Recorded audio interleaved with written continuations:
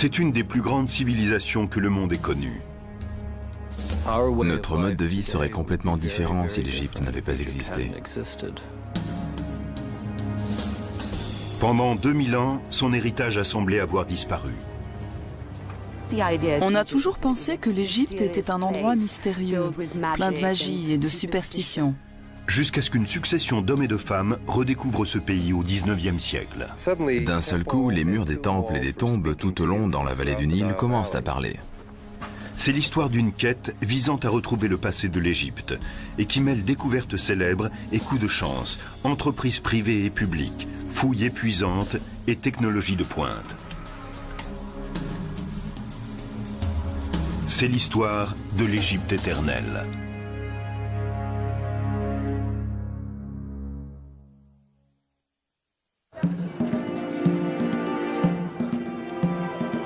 Le musée égyptien du Caire abrite quelques-uns des plus grands trésors de l'Antiquité. C'est un endroit fascinant à visiter. Ici, les autorités égyptiennes et des spécialistes de l'informatique ont uni leurs forces pour découvrir les secrets d'une civilisation.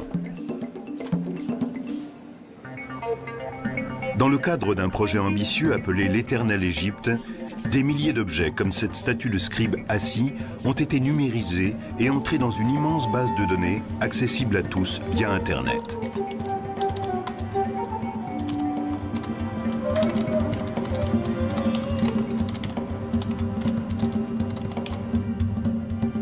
Tout comme l'égyptologie contemporaine, ce musée virtuel utilise les techniques les plus récentes.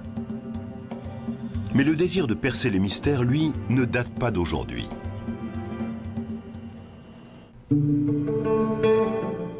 On peut déjà le voir à l'œuvre en 1798, lorsqu'un petit groupe de savants et d'ingénieurs suivent Napoléon dans sa campagne d'Égypte.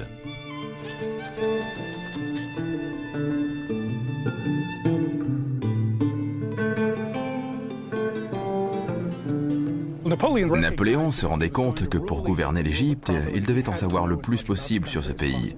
Il a donc emmené avec lui des spécialistes pour qu'ils étudient l'architecture du Caire, les plantes, les vêtements et tout le reste. Mais Napoléon ne s'intéressait pas uniquement à l'Égypte de son temps. Il était également curieux de son mystérieux passé. Presque tout ce qu'on savait prenait sa source chez les classiques. C'était souvent limité et inexact. Il y avait aussi la Bible, dont les interprétations étaient souvent fausses. Pour prolonger leurs observations, des scientifiques s'aventurent dans le désert qui entoure le Caire. Ils y découvrent des constructions très anciennes, les fameuses pyramides et le mystérieux sphinx de Gizeh. Mais un homme va oser s'aventurer plus loin. C'est le baron Dominique Vivant Denon, ancien diplomate et dessinateur accompli.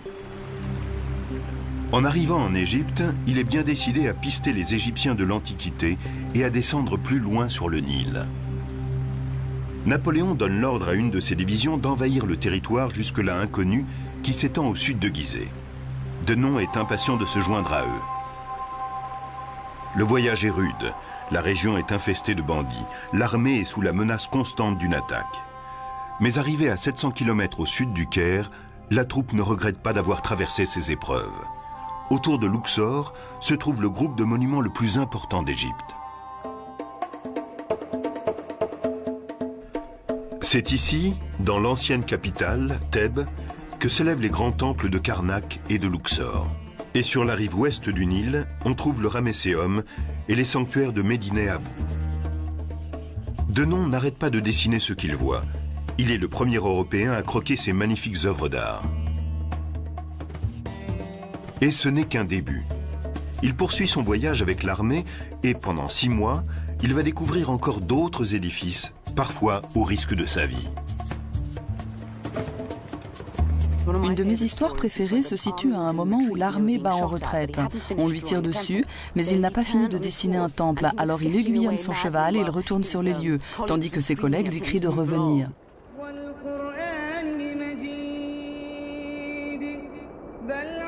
En juin 1799, Denon regagne le Caire, où une terrible surprise l'attend. La flotte britannique a vaincu les renforts français. L'expédition est un échec pour Napoléon. Le temps presse. L'empereur donne l'ordre aux savants qui restent sur place de continuer l'œuvre de Denon. Au cours des 2 années suivantes, cartographes, architectes, ingénieurs fouillent le pays et établissent une description de l'Égypte détaillée, héritage de l'expédition qui restera longtemps d'actualité. Voici la première édition de la description de l'Égypte publiée par le gouvernement français à la suite de la campagne de Napoléon en Égypte en 1798. Philippe Croom est le directeur de la bibliothèque de livres anciens de l'Université américaine du Caire. C'est une étape importante pour l'étude de ce pays. Cela n'avait jamais été fait auparavant. Il voulait vraiment apprendre le maximum de choses, le tout dans une perspective scientifique.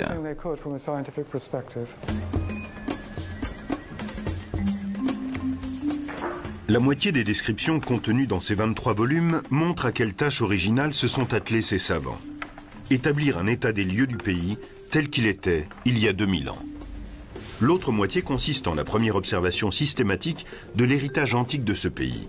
On y trouve les croquis d'architecture détaillés de centaines de monuments. Thèbes et Luxor. Et conservés pendant des milliers d'années grâce au climat sec du pays, des rouleaux de papyrus, des animaux momifiés et les dépouilles de certains personnages. Nous avons ici la tête d'une momie découverte à Thèbes. Quand ce travail de titan est publié en Europe en 1809, il fait sensation. Son ampleur, la taille de l'entreprise indiquait que l'Égypte était plus riche en sites archéologiques que n'importe quelle autre région du monde. On tenait la preuve irréfutable que ce monde était beaucoup plus vieux et mystérieux qu'on le pensait jusque-là.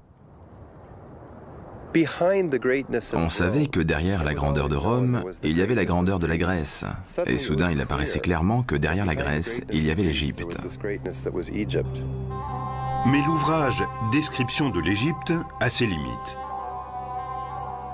Il y a 200 ans, l'archéologie en était à ses débuts. Personne n'était capable de lire les hiéroglyphes, cette écriture de l'Égypte ancienne. Les savants de Napoléon rassemblent des documents sur leurs étonnantes découvertes, mais ils ignorent tout des idées, des croyances et de l'histoire des gens qui ont créé ces merveilles.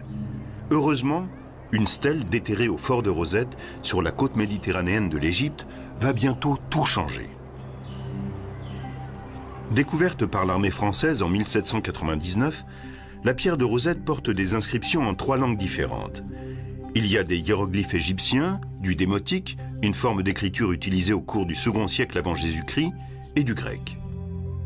Les 3 sections reproduisant le même texte, les spécialistes se rendent compte qu'ils tiennent peut-être là la clé du passé de l'Égypte ancienne.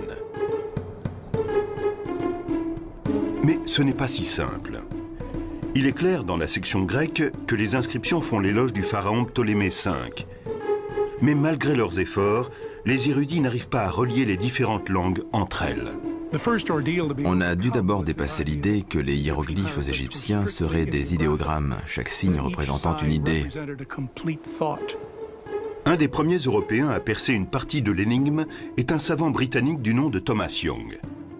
16 ans après la découverte de la fameuse pierre, Young comprend que le nom de Ptolémée, lisible dans la partie grecque, correspond à un groupe de hiéroglyphes entourés d'un ovale, ce qu'on appelle un cartouche. Il lui paraît soudain évident que ces hiéroglyphes reproduisent phonétiquement le nom de Ptolémée. Mais ce n'est qu'une partie de la solution. La découverte capitale va se produire à Paris 7 ans plus tard, grâce à un linguiste français, Jean-François Champollion. Comme Young, Champollion pense que les hiéroglyphes sont un ancien alphabet, mais le 14 septembre 1822, il fait un pas décisif. Champollion a compris que les hiéroglyphes étaient utilisés de façon différente. En particulier, certains reproduisent un mot phonétiquement, et à la fin, on a souvent un idéogramme ou un déterminatif qui donne un aperçu du mot entier. Certains signes représentent un son, mais donnent aussi une idée de ce qu'ils désignent. Par exemple, des jambes vont donner l'idée de mouvement. Si elles vont vers l'arrière, cela veut dire qu'on marche à reculons. Champollion veut partager sa découverte avec son frère et se précipite dans sa librairie toute proche. Il lance son travail sur le bureau de son frère. Ça y est, j'ai trouvé. Et s'évanouit aussitôt. Quand il revient à lui 4 jours plus tard, il commence à élaborer un dictionnaire et une grammaire d'égyptien ancien. Après 2000 ans de silence, les Égyptiens de l'Antiquité parlent de nouveau avec leurs propres mots. Les images engendrent des sons, les mots véhiculent des idées et tout un monde s'ouvre à nous. C'est le résultat de cette découverte stupéfiante. Tout est en place pour permettre les grandes découvertes de l'égyptologie.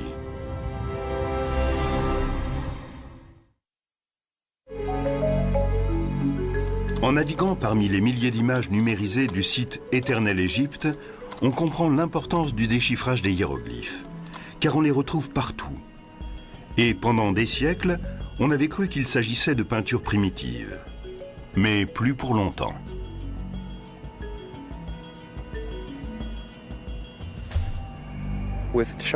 Champollion parvient à déchiffrer les hiéroglyphes et d'un seul coup, les murs des temples et des tombes tout au long dans la vallée du Nil commencent à parler. Il fallait donc aller collecter toutes ces inscriptions. Parmi les hommes qui entreprennent ce voyage, on trouve un jeune savant anglais, John Gardner Wilkinson. Profitant de la paix relative qui suit le départ de l'armée française, Wilkinson visite les sites les plus fascinants de l'Égypte antique. Comme les érudits de Napoléon 20 ans plus tôt, il recopie à la main des milliers d'inscriptions. Mais alors que ceux-ci devaient se contenter de reproduire les hiéroglyphes, il peut les lire. On découvrait ce qui intéressait les Égyptiens, quelles étaient leurs préoccupations. On s'est aperçu tout à coup que leur vérité était très proche de la nôtre. Wilkinson fait part de ses découvertes dans un ouvrage qu'il publie à son retour. À l'aide de détails frappants, il tente pour la première fois de reconstruire la vie quotidienne des anciens Égyptiens, leur organisation sociale, leurs croyances religieuses et leur histoire politique. On compte 3 grands royaumes, l'Ancien, le Moyen et le Nouveau. Mais les épigraphes comme Wilkinson ne sont pas les seuls Européens à sillonner le pays.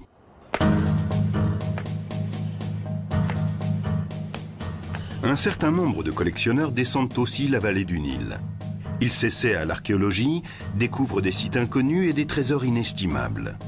Mais les fouilles qu'ils pratiquent sans discernement vont considérablement retarder les futures recherches. L'archéologie, c'est un peu comme un travail de détective. Sur une scène de crime, il faut d'abord enregistrer le moindre détail avant de bouger quoi que ce soit. Si vous entrez dans une pièce simplement pour en emporter des objets et des pans de mur, vous détruisez l'histoire que la pièce pourrait vous confier, que le contexte pourrait vous raconter. Un de ces aventuriers les plus étonnants est un ancien ingénieur hydraulique du nom de Giovanni Belzoni. Arrivé en Égypte en 1817, il remet très vite ses lettres de créance. Une des premières missions de Belzoni a été de transporter la tête colossale de Ramsès II, qui se trouvait à Thèbes. Elle faisait 3 mètres de long et pesait 7,5 tonnes.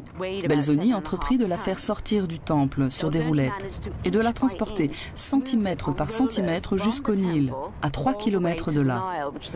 Aujourd'hui, cette tête est une des plus belles pièces du British Museum. Mais Belzoni n'était pas seulement un chasseur de trésors. Désireux d'en savoir plus sur les Égyptiens de l'Antiquité, il pénètre dans la seconde des grandes pyramides de Gizeh. Il est l'un des premiers à traverser les rapides à Assouan et à entrer dans le magnifique temple de Ramsès le Grand à Abou Simbel. Mais c'est à son retour à Luxor qu'il fait sa découverte la plus étonnante. Entre les collines de l'autre côté du fleuve, les pharaons égyptiens du Nouvel Empire ont bâti leurs tombes. Belzoni découvre que plusieurs d'entre elles ont déjà été pillées à des périodes plus anciennes. Mais il est convaincu qu'il en reste d'autres. Il place un peu partout dans la vallée des rois ses ouvriers égyptiens qui découvrent bientôt 5 tombes creusées dans la pierre. Et le 18 octobre 1817, il pénètre dans la tombe numéro 6. C'est peut-être le moment le plus intense de la vie de Belzoni quand il entre dans ses chambres funéraires. Kent Weeks est un égyptologue qui fait autorité dans le domaine des tombes antiques. Ce n'est pas uniquement une des plus grandes découvertes de Belzoni, c'est une des plus grandes découvertes qui ait jamais été faite dans la vallée des rois. Sans le savoir, Belzoni a découvert la tombe du père de Ramsès le Grand, le pharaon bâtisseur d'empire, Séti Ier. Seti était un dirigeant très puissant. Son importance ne se mesure pas uniquement à la taille de sa tombe, mais à certains changements subtils dans les textes religieux. Ici, par exemple, nous trouvons des images d'étrangers comme s'il voulait dire « L'Égypte sous mon règne est devenue un grand empire qui couvre le monde. Nos dieux contrôlent non seulement ce qui se passe dans la vallée du Nil, mais ce qui se passe dans le monde entier. » À 135 mètres derrière la façade du temple, Belzoni découvre finalement la chambre funéraire de Seti. Ce plafond qui présente la vision égyptienne des cieux est ce qui a été peint de plus beau dans le Nouvel Empire. Cette tombe aussi a été dévalisée, mais les pillards ont laissé un trésor derrière eux. Un sarcophage superbement orné en albâtre translucide. Bien sûr, Belzoni l'a ramené en Angleterre et il s'est retrouvé au Soames Museum où il est exposé dans un coin sombre du sous-sol. C'est une fin plutôt triste pour un des objets peut-être les plus exceptionnels au monde. De retour en Angleterre, Belzoni loue une salle d'exposition à Londres pour partager ses autres découvertes avec un public fasciné. Belzoni était un homme de spectacle. Il a copié certaines parties de la tombe de Seti et les a assemblées, si bien que les visiteurs avaient l'impression de traverser la chambre funéraire du pharaon et de découvrir l'art égyptien de façon très intime. Cette exposition, le retentissement de l'ouvrage Description de l'Égypte et les conclusions des premiers épigraphes transforme la curiosité envers les anciens Égyptiens en véritable égyptomanie. C'est devenu une passion. Tout le monde se devait d'avoir chez soi des objets égyptiens. Il était même de bon ton d'avoir une salle égyptienne décorée dans le style des tombeaux. Et bien sûr, le commerce des antiquités a connu un développement sans précédent. Le marché des antiquités se développe pendant une trentaine d'années, jusqu'à ce que des archéologues éclairés tentent d'y mettre fin. L'un d'entre eux est l'ancien conservateur Auguste Mariette. Mariette estimait que les monuments anciens devaient être laissés en l'état sur les sites. Et s'ils devaient être exportés, il fallait au moins relever la façon dont ils étaient insérés dans leur contexte avant de les en arracher. Au début, Mariette est impuissant. Et puis, en 1851, la chance tourne avec une découverte faite par hasard. En explorant l'immense nécropole de Saqqara au sud de Gizeh, il remarque la tête d'un petit sphinx qui dépasse du sable. Cela lui rappelle l'avenue des Sphinx qui menait à la nécropole du légendaire taureau Apis. Les Égyptiens de l'Antiquité ont vénéré ces animaux sacrés pendant des millénaires. La découverte de ces tombes se révèle être d'une extrême importance. Mariette creuse pendant une année et son entêtement se révèle finalement payant. Mariette est arrivée devant une porte en grès qui était scellée. Il l'a enfoncée et est entré. L'égyptologue Salima Ikram est une spécialiste des pratiques funéraires de l'Égypte antique. Après avoir enfoncé la porte, Mariette a découvert une quantité de stylés en calcaire gravés par des rois, des roturiers, des tas de gens, et tout était dédié au taureau Apis. Après avoir passé l'entrée, Mariette se retrouve dans des galeries creusées dans le roc sur des kilomètres.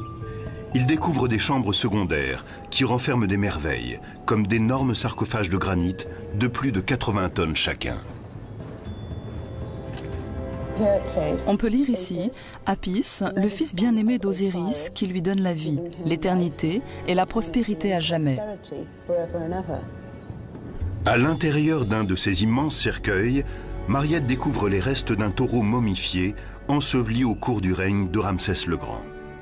Cette découverte fait sensation et lui vaut bientôt d'être nommé à la tête du service des antiquités égyptiennes.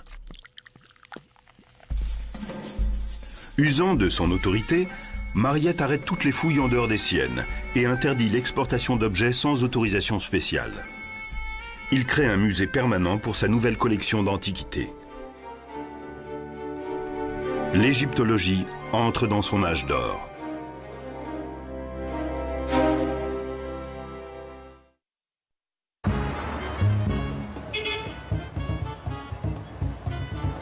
Situé au cœur même du Caire, le musée égyptien attire aujourd'hui plus de 6 millions de visiteurs par an.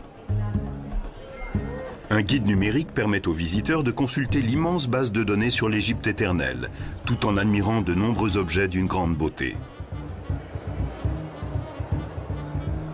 Cette façon de les regarder non comme des œuvres d'art, mais comme le témoignage d'une civilisation antique, a débuté à la fin du XIXe siècle grâce à la grande romancière anglaise Amelia Edwards.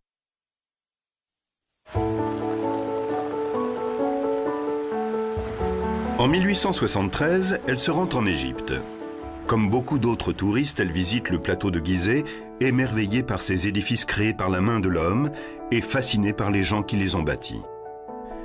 Mais elle veut aller plus loin. Elle monte sur un bateau luxueux, un dahabaya, et commence une croisière de 1500 km sur le Nil. Mais plus au sud, elle est effrayée par ce qu'elle voit. Malgré les efforts de Mariette pour préserver les richesses de l'Égypte, les touristes défigurent encore les monuments. Et les archéologues amateurs dégradent les inscriptions qu'ils cherchent à déchiffrer. Les statues colossales de Ramsès le Grand à Abou Simbel n'y échappent pas.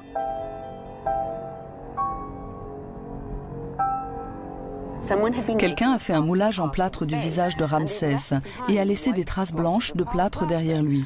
Ce n'était bien sûr pas très heureux esthétiquement. Alors, Amelia Edwards a donné l'ordre à des gens de faire des tonnes de café dont elle a aspergé la statue. Ainsi, le plâtre a-t-il été teint de la même couleur que la pierre. Mais cela ne sera pas sa seule action. À son retour, elle lance une campagne pour faire connaître au public les Égyptiens de l'Antiquité et crée une société historique connue sous le nom de Fonds d'exploration égyptien. Ces fonds encourageaient l'archéologie propre. On ne pouvait faire des fouilles sur un site et se contenter de mettre des objets dans une caisse à destination d'un musée. Vous deviez étudier le contexte dans lequel ils se trouvaient pour les analyser ensuite en fonction de leur cadre historico-culturel.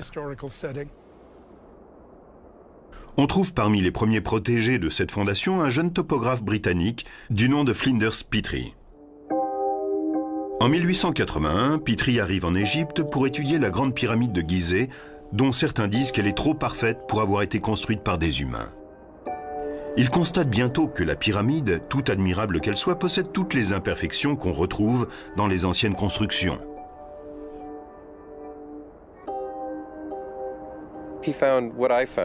Il a vu ce que j'ai découvert, moi aussi, quand je suis arrivé à Gizeh, avec mes idées New Age. La pyramide est un édifice créé par les hommes. Il n'a pas pu trouver d'empreintes digitales divines, mais humaines, ainsi que les traces de leurs outils et de leurs déjections. Dans son rapport, Petrie conclut que la Grande Pyramide était, comme le suggèrent les sources classiques, une tombe royale construite pour le pharaon de l'Ancien Empire, Khéops, il y a 4500 ans. Fasciné par les bâtisseurs de pyramides, Petrie, contrairement à ses prédécesseurs, se met à l'archéologie.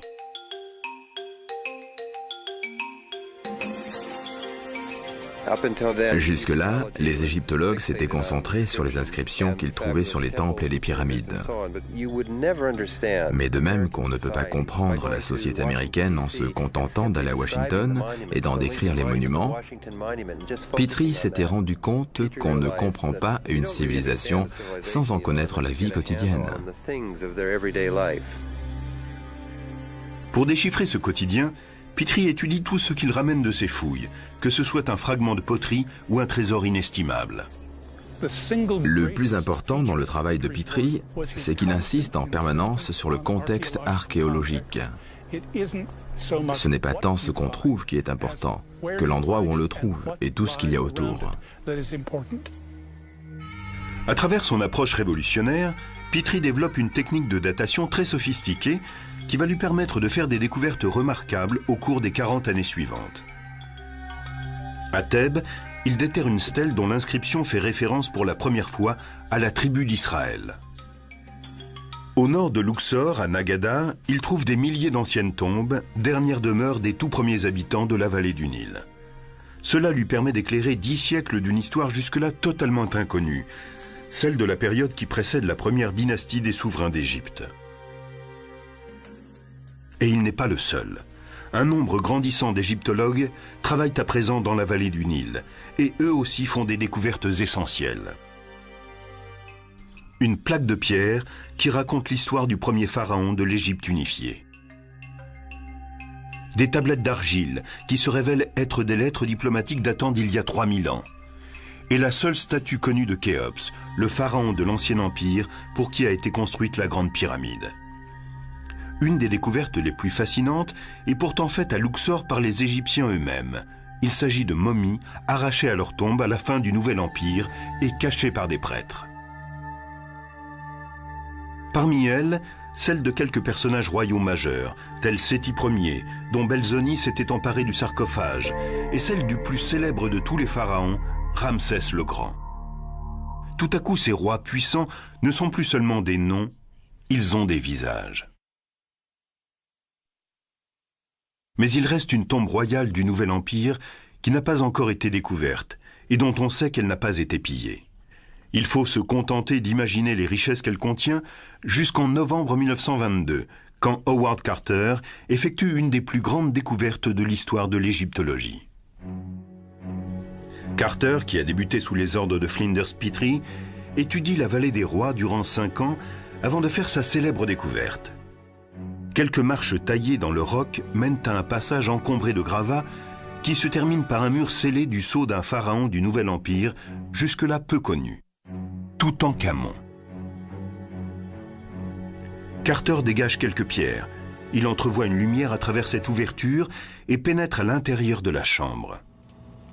Comme Belzoni, 180 ans avant lui, Carter vit une expérience exceptionnelle. Il est le premier à pénétrer dans cette tombe depuis des millénaires. C'est un témoignage unique, inviolé depuis 3500 ans, sur la sophistication de la cour des rois égyptiens. Parmi 5000 objets, il trouve un chariot en pièces détachées, au centre duquel se trouve un mannequin de la taille d'un homme. De vastes couches en or, en forme d'animaux, utilisées au cours des funérailles de Toutankhamon. Un trône plaqué d'or, merveilleusement décoré. Et une galerie gardée par 2 statues du défunt roi. À l'intérieur de cette galerie, Carter découvre 4 grands catafalques dans lesquels reposent 3 sarcophages, dont un en or massif, où reposent les restes momifiés du pharaon. Les trésors de la tombe, les magnifiques ornements, l'omniprésence de l'or captivent l'imagination populaire. Comme lors de la découverte de celle de Séti Ier par Belzoni, le public se passionne pour l'égyptologie.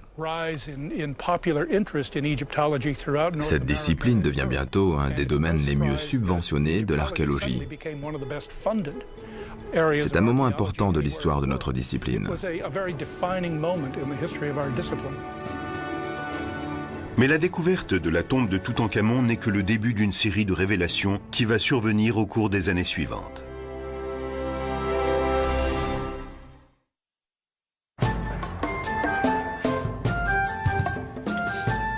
La découverte de la tombe de Toutankhamon inaugure une ère sans précédent dans l'activité archéologique de la vallée du Nil.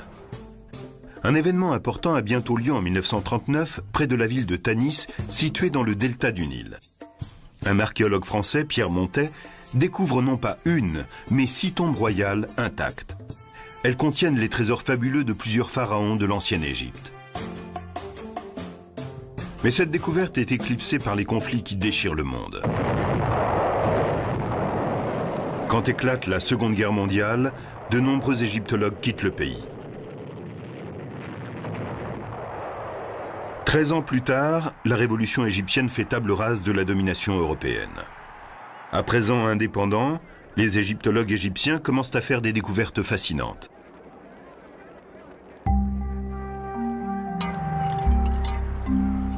L'une des plus étonnantes a lieu à l'ombre de la grande pyramide de Gizeh, quand un inspecteur des antiquités égyptiennes, Kamal el-Malak, retrouve cette barque en bois vieille de 4500 ans qui appartenait au pharaon Khéops.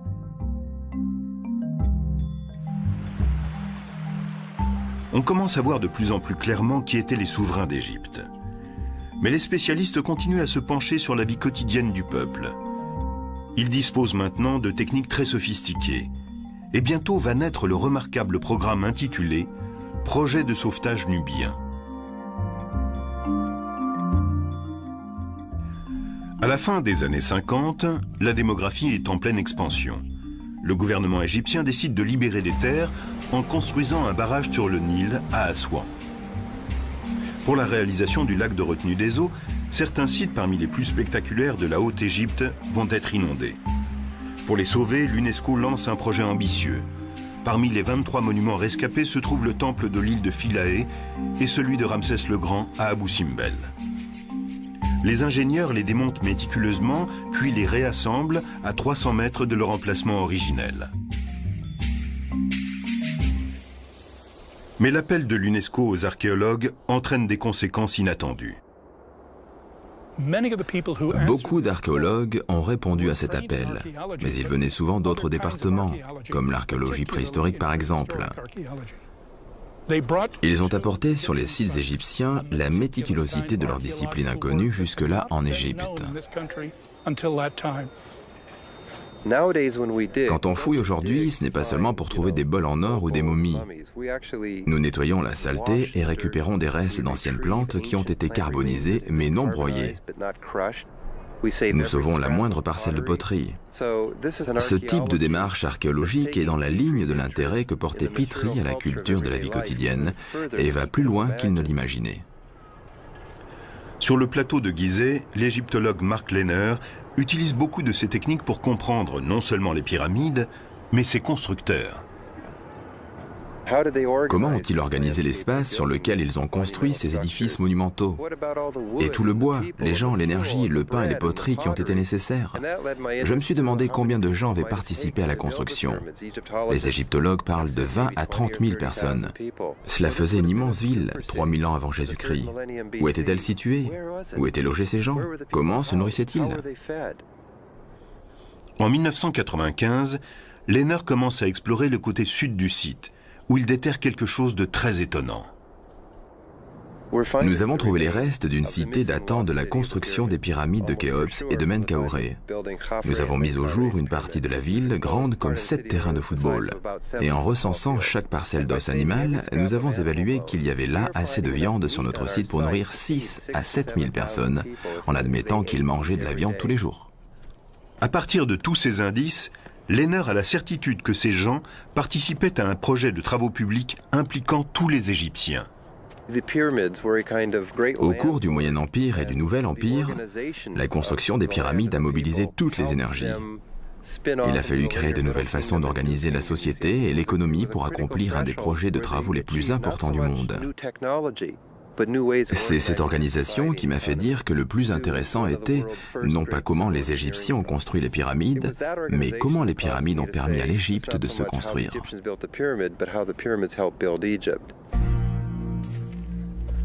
Pendant ce temps, le directeur du service des antiquités, l'Égyptien Zahi Hawass, effectue des fouilles dans un site tout proche. Depuis des années, il soupçonne la présence d'une nécropole de l'Ancien Empire. Les premières fouilles ne mènent à rien. Puis, en 1990, un terrible accident va tout changer. Une Américaine galopait par là quand son cheval a posé la patte dans un trou au-dessus de la première tombe. On m'en a informé, et quand je suis venu, j'ai dit « Ça y est, on tenait les tombes des constructeurs des pyramides. » Après 15 années de fouilles, Zahi Hawass déterre plus de 600 squelettes et pose un visage humain sur ces ouvriers de l'Antiquité. L'étude des squelettes nous a permis d'établir que la taille moyenne d'un Égyptien de l'Antiquité était de 1,60 m à 1,85 m. Les hommes comme les femmes avaient le dos déformé car ils portaient de lourdes charges. Ils mouraient jeunes, vers 30-35 ans. La nécropole contredit l'idée selon laquelle seuls les pharaons étaient enterrés dans des pyramides. Cette tombe nous a fourni de nombreux renseignements. Nous savons que dans l'Ancien Empire, la forme pyramidale était liée au roi et à la reine. Mais nous avons découvert qu'ici, la pyramide était destinée à tous. Voici l'une d'entre elles. Les gens étaient ensevelis sous la pyramide, comme dans une pyramide royale. Si on compare avec la pyramide de Khéops, on voit que celle du roi est en grès et celle des ouvriers en briques de terre. Le plateau de Gizeh n'est pas seul à nous livrer ses secrets. Dans le delta du Nil, à Tel el-Daba, l'archéologue australien Manfred Bitak découvre des fragments d'immenses peintures murales identique à celle des Minoens de Crète, ce qui tendrait à montrer que les cultures de l'Antiquité avaient plus de contact qu'on ne le croyait jusqu'alors. Sur la côte méditerranéenne égyptienne, une équipe d'archéologues sous-marins français a exploré l'ancienne cité d'Alexandrie et dégagé 26 sphinx de ce qui pourrait être les restes du fameux phare d'Alexandrie. Mais même la vallée des rois offre aujourd'hui encore des surprises. À la fin des années 80, Kent Weeks travaille à l'établissement d'une carte archéologique détaillée de la vallée quand il se dit qu'il doit manquer une tombe. Nous avons redécouvert la KV5 en 1989. L'escalier que j'ai descendu était obstrué par 4 mètres de gravats. À l'intérieur de la galerie, Weeks trouve une inscription mystérieuse. Il s'agissait en fait du nom et des titres du fils aîné de Ramsès II, un jeune homme du nom de Hirkopchef. Et sur les murs, encore des noms et des titres. Ici, celui d'un autre fils de Ramsès, appelé lui aussi Ramsès, et que nous avons renommé Ramsès Junior. On savait que Ramsès le Grand avait eu plus de 9 fils, et il semble que ce soit leur tombe. À l'intérieur, Weeks trouve une grande salle soutenue par des piliers et donnant sur une galerie. Nous avons déblayé une partie de la grande salle et nous nous sommes retrouvés dans une galerie qui s'enfonçait dans la montagne sur plusieurs dizaines de mètres. Nous étions dans la plus grande tombe de la vallée des rois. La redécouverte de la KV5 fait la une des journaux du monde entier. Il semble que ce soit la dernière grande découverte en Haute-Égypte pour quelque temps. Aujourd'hui, les préoccupations vont vers une nouvelle menace.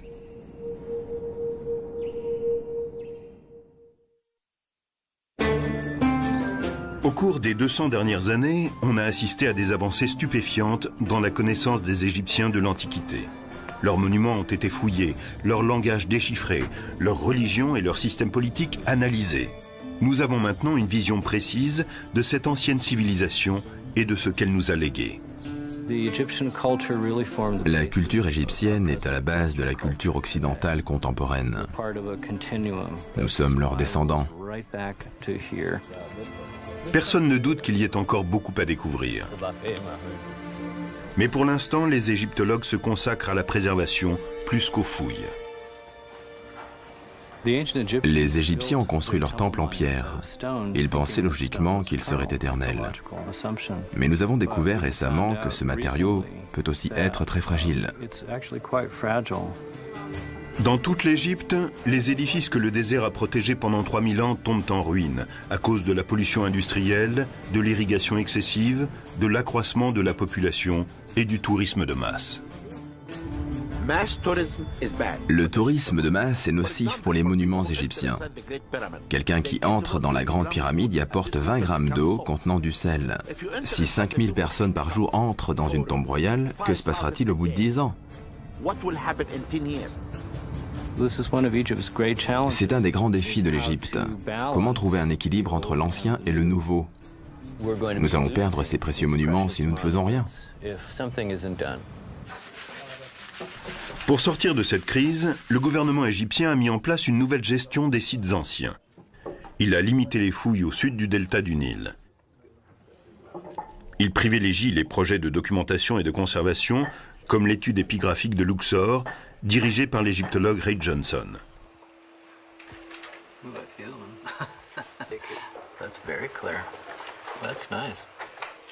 Ici, à Médine Abou, dans un petit temple dédié au culte d'Amon, Johnson et son équipe recopient méticuleusement toutes les inscriptions de ce tombeau vieux de 3000 ans. Le but est d'avoir un relevé aussi précis que possible, qui remplacera le monument si nécessaire.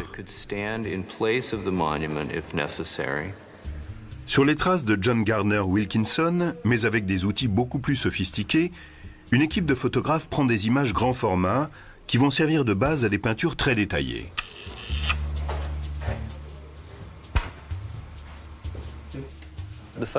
Le photographe ne montre pas tout. Les détails invisibles sont rajoutés par la suite.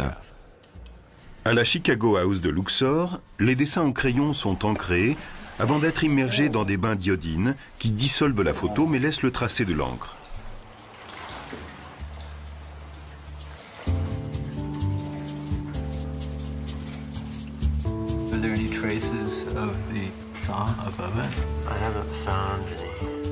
De retour au temple, des épigraphes vérifient rigoureusement ces épreuves. Et quand Johnson est totalement certain de leur exactitude, elles sont envoyées à Chicago pour être publiées. Il faut 30 ans pour copier l'ensemble d'un temple, mais le résultat est remarquable. Ils ont préservé les informations gravées dans les murs pour l'éternité. C'est conservé pour la nuit des temps. C'est aussi le besoin urgent de tout recenser qui anime le Centre de documentation de l'héritage culturel et naturel, ou CULTNAT, créé par le gouvernement égyptien.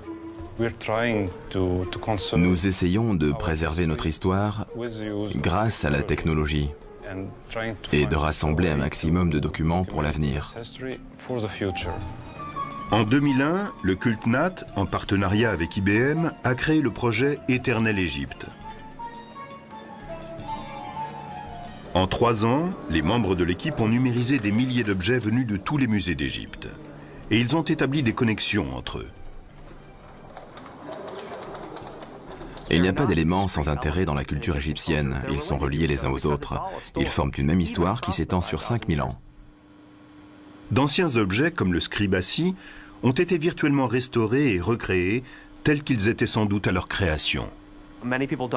On ne se rend pas compte que l'Égypte ancienne était un des endroits où on utilisait les couleurs les plus vives. Une grande part de notre travail de restauration et de reconstruction en 3 dimensions a consisté à redonner aux objets leur couleur.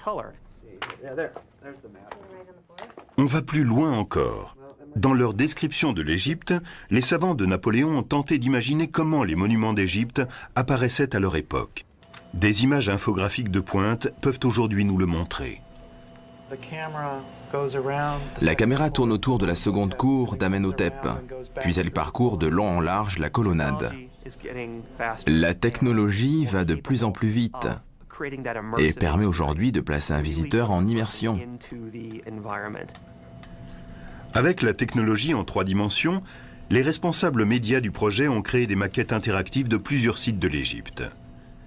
Elles ne les montrent pas seulement comme ils sont aujourd'hui, mais aussi comme ils étaient sans doute lors de leur achèvement.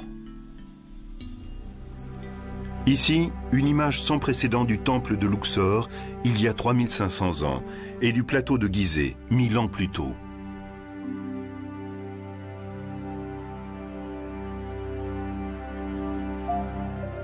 Mais le cœur du projet, c'est le résultat des recherches de ces 2 derniers siècles. Une image vivante d'un peuple de l'Antiquité, à travers ses écrits, ses monuments et ses objets. Depuis 2004, ce projet peut être consulté au musée égyptien à travers des guides numériques, des téléphones reliés à des bases de données et via Internet sur le site eternalegypte.org. Le projet ne s'est jamais achevé. Nous avons tenté de construire une infrastructure assez souple pour pouvoir accepter de nouvelles données, de nouveaux objets, de nouveaux personnages, de nouveaux sites et pour inclure de nouveaux modes de connexion. Il s'agit de créer une nouvelle pensée, un nouveau contexte entre tout cela. Et pendant ce temps, on continue les recherches sur cette fascinante civilisation. En 1995, on avait retrouvé 67 chambres funéraires. Aujourd'hui, on en est à 120. Pendant combien de temps fouillera-t-on encore? Je n'en sais rien. Mais à ce rythme, il faudra encore 2 ou 3 générations pour venir à bout de la KV5. Ma prochaine étape sera de me consacrer aux sites urbains que nous avons découverts. Cela demande plus qu'une vie d'homme. Nous n'arriverons pas au bout. Nous voulons sauver certaines choses pour les archéologues du futur, qui disposeront de techniques encore plus avancées, qui sont aujourd'hui inimaginables. Aujourd'hui, nous savons tous que le passé de l'Égypte est notre passé à tous. Nous lui devons beaucoup. Nous devons aux Égyptiens leur savoir, leurs idées, leur philosophie.